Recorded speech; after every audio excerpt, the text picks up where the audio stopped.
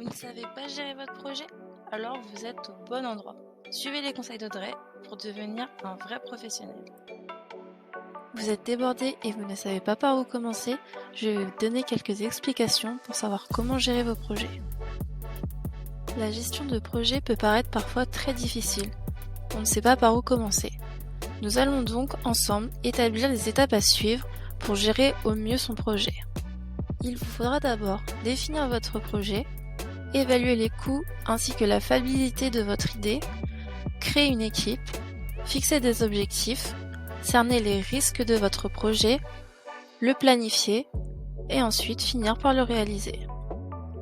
La première étape consistera à définir votre projet et notamment en trouvant des idées. Ensuite, il vous faudra valider la fiabilité de votre projet et notamment la fiabilité financière, technique, commerciale, familiale ou personnelle. Ensuite, il vous faudra composer une équipe selon les besoins de votre projet. C'est une étape cruciale à la réalisation du projet. Une fois que votre équipe est créée, il vous faudra fixer des objectifs à atteindre. La méthode la plus courante est l'analyse SMART pour savoir si vos objectifs sont spécifiques, mesurables, atteignables, réalisables et temporairement définis.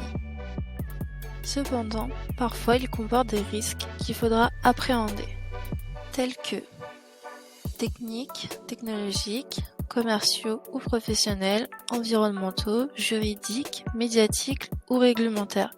Cette analyse des risques permettra une anticipation des situations qui pourraient être compromettantes pour la bonne réalisation du projet.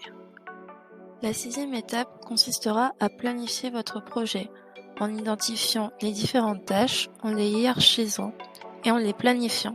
Cependant, il est facile lors de cette étape de s'emmêler les pinceaux et de tout mélanger.